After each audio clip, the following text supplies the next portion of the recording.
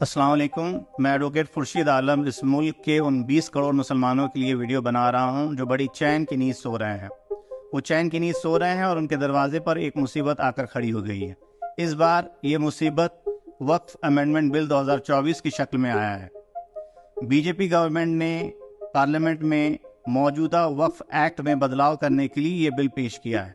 क्या हो जाएगा अगर ये बिल पेश हो गया तो? क्या हो जाएगा अगर ये बिल एक कानून बन गया तो? अगर ये बिल कानून बन जाता है तो आप ये यकीन कीजिए कि मुसलमानों की जो वक्फ जायदाद है, वक्फुल्लाह, ऐसी जायदाद जो उनके पूर्वजों ने अल्लाह के राह में दे दिया, उस जायदाद से, उस मिल्कियत से लोगों का भला हो, इस कौम का भला हो, इस देश का भला हो, ऐसे जायदाद पर सरकार की नजर है। इस बिल के कानून बनने के बाद हमारी हजारों लाखों मस्जिदें, हमारे खानकाहें, हमारे मदारिस, हमारी कब्रिस्तानें और बहुत सारे जो मिली तंजीमें हैं, उनकी जायदाद को आसानी से सरकार हड़प लेगी। ये पहली बार नहीं है कि बीजेपी की केंद्र सरकार ने मुसलमानों को परेशान करने के लिए एक ऐसा बिल पेश किया है। इससे पहले बेशुमार बिल पेश किए जा चुके और वो आसानी से कानून भी बन गया, लेकिन मुसलमान कुछ नहीं कर पाए। खुशी की बात यह है कि इस बार इस बिल को कानून बनने से हम रोक सकते हैं। जब ये बिल पार्लियामेंट में पास किया गया तब अपोजिशन ने बहुत ही जबरदस्त तरीके से इसे रोकने की कोशिश की, जिसके नतीजे में इस बिल को ज्वाइंट पार्लियामेंट्री कमेटी में रिकमेंड कर दिया गया है। ऐसा नहीं है कि ये बिल कानून बनने से रुक गया है, बल्कि एक छोटा सा पॉज लगा है।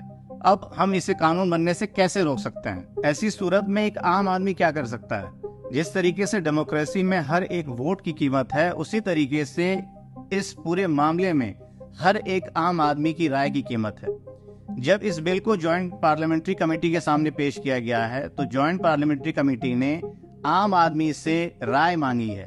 जो काम भाजपा सरकार को, बीजेपी गवर्नमेंट को पहले करना चाहिए था, सारे स्टेक होल्डर्स की राय लेनी चाहिए थी, जिनकी वो दावा करते हैं कि इनकी भलाई के लिए बिल लाया जा रहा है, हकीकत में वो हमारी जड़ों को काटने में लगे हुए हैं। ऐसी सूरत में जब आपके सामने एक नोटिस आया हुआ है, 13 सितंबर तक आपको अपनी राय देनी है, क्या 20 करोड़ मुसलमान में से 50 लाख भी ऐसे नहीं हैं जो अपनी राय को ईमेल के जरिए, खतों के जरिए, एक डेलीगेशन के जरिए ज्वाइंट पार्लियामेंट्री कमेटी तक पहुंचा सकें? हम जानते हैं कि ये पूरा काम बहुत ही टायरिंग है। आप कैसे एक मेल को बनाएंगे, किस तरह से अपनी बात को रखेंगे? हमने आपके काम को बहुत ही आसान कर दिया है।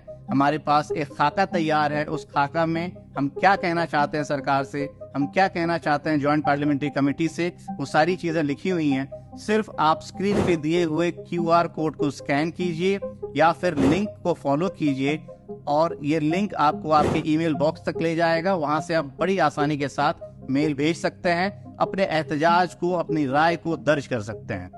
20 करोड़ में से 50 लाख, ये काफी होगा इस बिल को यही खत्म करने के लिए। हमें मांग करनी है पूरे बिल की रिजेक्शन की, ना सिर्फ एक क्लॉज, ना कि 2 क्लॉज, बल्कि पूरा का पूरा बिल। जब JPC ने नोटिस जारी किया तब बहुत सारी ऐसी तंजीमें हैं, बहुत सारे ऐसे इदारे हैं, बहुत सारे ऐसे इंडिविजुअल्स हैं जिन्होंने क्लॉज की आपत्ति जाहिर की, क्लॉज में कमियां ढूंढी, लेकिन हम पूरे बिल को रिजेक्ट करने की मांग करते हैं। और ऐसी मांग क्यों करते हैं? क्योंकि यहाँ पे सवाल है लेजिस्लेचर के इंटेंट की। इससे पहले जितनी भी हिस्ट्री देखी जाए, वो चाहे ट्रिपल तलाक बिल हो या फिर वो सिटीजन अमेंडमेंट बिल हो, एंटी कन्वर्जन बिल हो, सब के सब बिल में लेजिस्लेचर के इंटेंट पे बहुत बड़ा सवालिया निशान खड़ा हो चुका है। इस बार हम इस पूरे बिल को नकारते हैं, रिजेक्ट करते हैं। एक तारीखी मस्जिद के गिरने का गम हम आज तक अपने सीने में लिए बैठे हैं, और अगर ये बिल पास हो जाता है तो आप अंदाजा भी नहीं कर सकते हैं कि कितनी मस्जिदें, कितने मदारिस, कितने खानकाहें और कितनी कब्रिस्तानें हमारे हाथों से निकल जाएगी और हम कुछ कर नहीं पाएंगे। इसलिए आप दिए हुए QR कोड को स्कैन कीजिए, उसमें जो खाका बना हुआ है उसको आप ज्यादा से ज्यादा तादाद में शेयर कीजिए, अपनी राय को ज्वाइंट पार्लियामेंट्री कमेटी तक पहुंचाइए ताकि इस बिल को पास होने से रोका जा सके। और मेरी इस वीडियो को अपने ज्यादा से ज्यादा साथियों तक शेयर कीजिए ताकि ये पैगाम भारत के हर कोने तक पहुंच जाए।